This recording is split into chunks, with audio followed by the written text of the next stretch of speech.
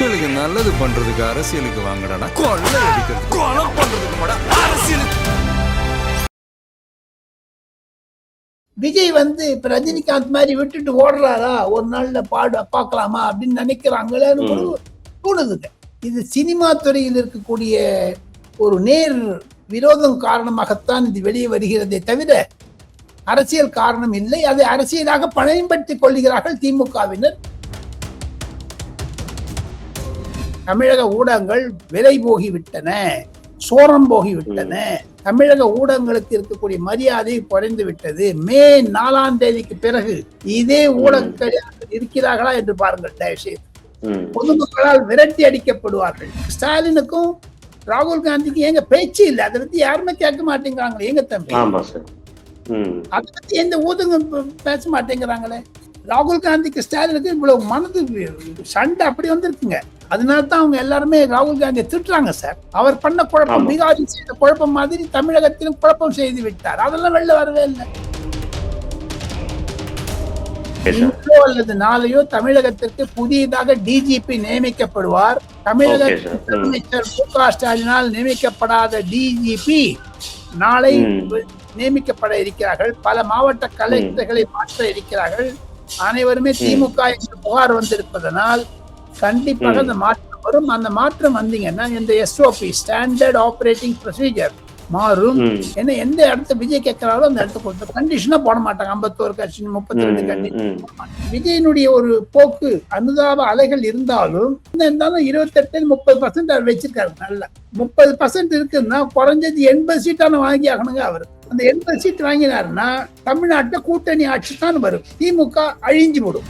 இனிமேல் விஜய் வந்து என்ன ஆக்ஷன் எடுக்க போறாரோ அதை பொறுத்து தான் இருக்கு. 4-5 நாள்ல அவருடைய நிலைப்பாடு என்ன என்று தெரியவில்லையே. தமிழகத்தில் பொய் பிரச்சாரங்கள் அதிகமாகி விட்டதனால் குழப்பங்கள் வருகிறதே தவிர இது திமுகவினுடைய தோல்வியைத்தான் காண்பிக்கிறது.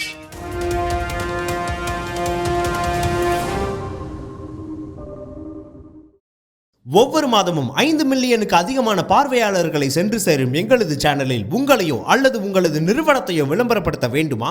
தொடர்புக்கு 9345835571.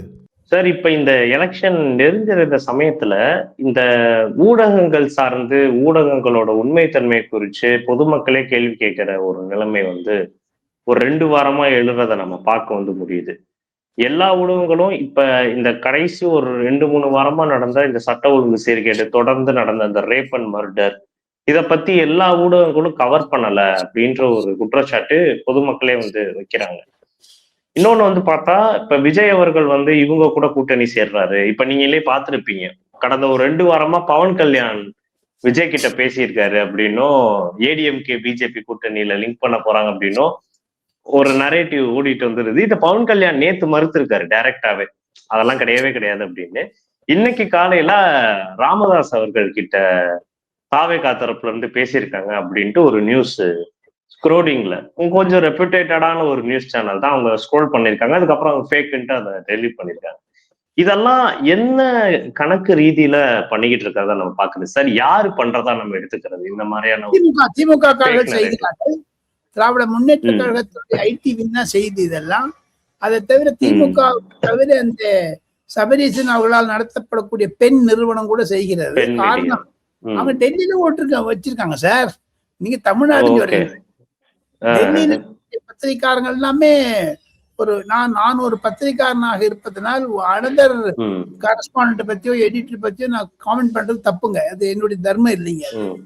நான் 45 வருஷம் பார்லிமெண்ட் கவர் பண்ணியிருக்கேன்னா கூட அது ஒன்றும் சரியில்லை. இருந்தாலும் என்னை பொறுத்த மட்டில் அது செய்தது தவறு. தமிழக ஊடகங்கள் விலை போகிவிட்டன, சோரம் போகிவிட்டன.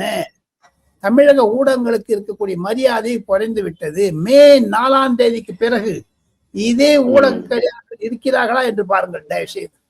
பொதுமக்களால் விரட்டி அடிக்கப்படுவார்கள். பொதுமக்கள் கோபத்துடன் இருக்கிறார்கள் ஊடகங்கள் மீது. சமூக வலைத்தளங்கள் வந்ததோ உண்மை வருகிறதோ இல்லையோ ஒரு நியூஸ் ஃப்ளோ இருக்கு. இந்த ஒரு 10-15 ஆளுங்களை வச்சுட்டு மீடியா வச்சுட்டு எல்லாம் பண்றாங்களே. நேற்று எங்க வளவளத்து போச்சுங்க. ஸ்டாலினுக்கும் ராகுல் காந்திக்கும் எங்க பேச்சு இல்லை, அதை பத்தி யாருமே கேட்க மாட்டேங்கிறாங்களே. எங்க தம்பி அதை பத்தி எந்த ஊடகம் பேச மாட்டேங்கிறாங்களே. ராகுல் காந்திக்கு ஸ்டாலினுக்கு இவ்வளவு மனது சண்டை அப்படி வந்திருக்குங்க. அதனாலதான் அவங்க எல்லாருமே ராகுல் காந்தியை திட்டுறாங்க சார். அவர் பண்ண குழப்பம், பீகாரில் செய்த குழப்பம் மாதிரி தமிழகத்திலும் குழப்பம் செய்து விட்டார். அதெல்லாம் வெளில வரவே இல்லை. சாதகமாக இங்க டெல்லி இருக்க கோதி மீடியாங்கிறாங்க. தமிழ்நாட்டுல இப்ப என்ன ஸ்டாலின் மீடியா இருக்குது. அப்போ ஆக மொத்தம் தமிழக ஊடகங்கள் செய்வது தவறு.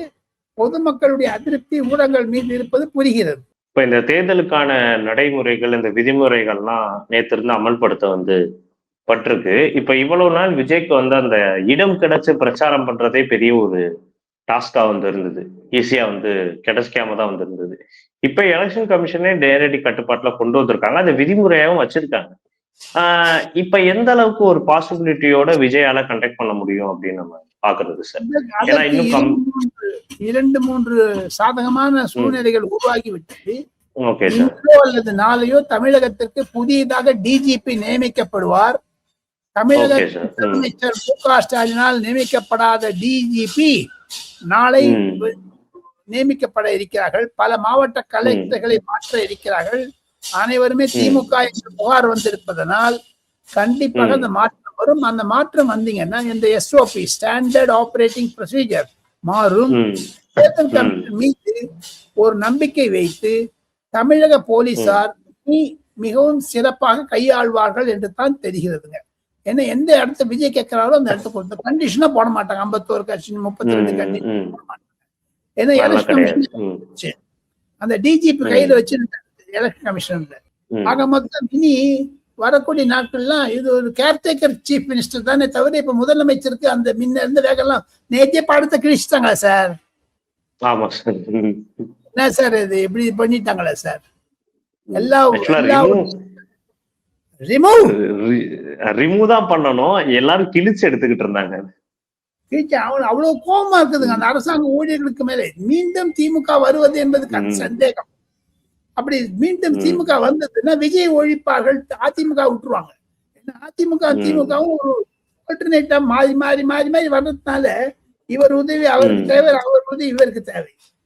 இந்த பேக்ரவுண்ட் நினைக்கிறாங்க. என்னை பொறுத்த மட்டும் தமிழகத்தில் திராவிட முன்னேற்ற கழக ஆட்சி தூக்கி எறியப்படும். காரணம் என்ன என்று கேட்டால் போதைப் பொருள். என்னுடைய கிளாஸ்ல என்னோட படிச்சேன் சார். நான் ராமகிருஷ்ணா ஸ்கூல்ல படிச்சேன். சவுத் படிச்ச 2 பேருடைய மருமகளும் மருமகனும் ஊசி போட்டுக்கிறாங்களாம் சார். தினம் போட்டுக்கிறாங்களாம் ட்ரக். இந்த மாதிரி நான் வளர்ந்த தமிழ்நாடு அல்ல அது. இந்த திராவிட முன்னேற்ற கழகம் இந்த போதைப் பொருள் ஒரு விஷயம் 65,000 விதவைகளை கொண்டு வந்த திமுக அரசாங்கத்திற்கு முடிவு கட்ட வேண்டும் சார். அதை எடப்பாடி பழனிசாமி விஜய் கூட்டணி சேர்ந்தார்களே ஆனால் திமுக இருக்கிற இடம் தெரியாது போயிடும். இப்ப விஜய் அவர்கள் தனித்து நிக்க போறாரு, போட்டி மேற்கொள்ள போறாரு அப்படின்றது கிட்டத்தட்ட கன்ஃபார்மா தெரியுது சார்.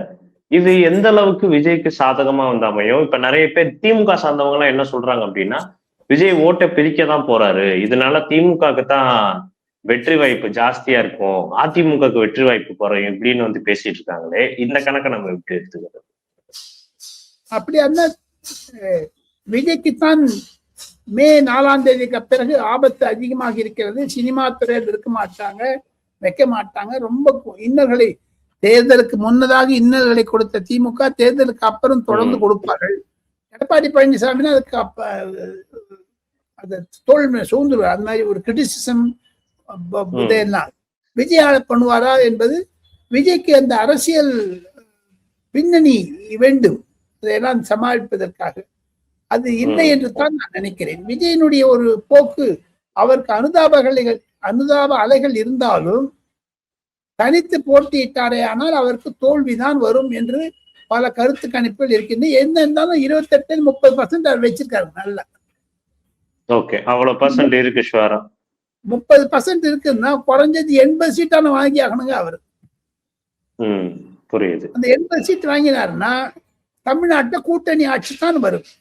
திமுக அழிஞ்சு போடும்.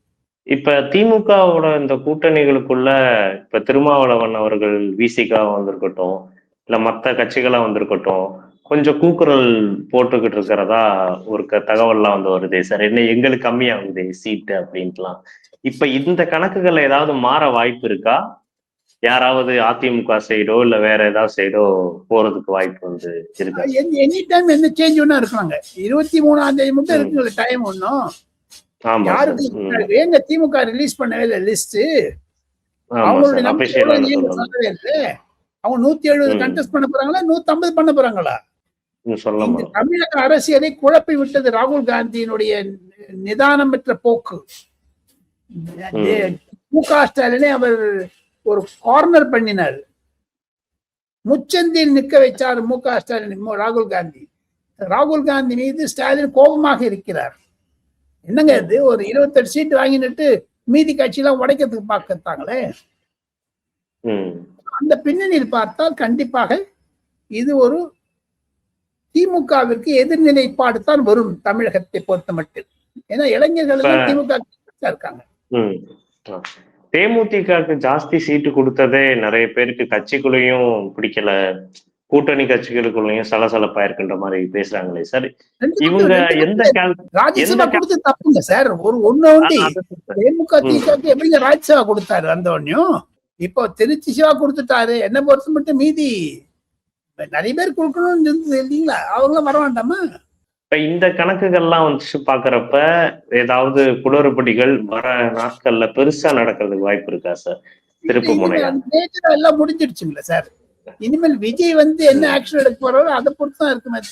4-5 நாள்ல அவருடைய நிலைப்பாடு என்ன என்று தெரியவில்லையே. தமிழகத்தில் பொய் பிரச்சாரம் அதிகமாகி விட்டதனால் குழப்பங்கள் வருகிறதே தவிர இது திமுகவினுடைய தோல்வியைத்தான் காண்பிக்கிறது.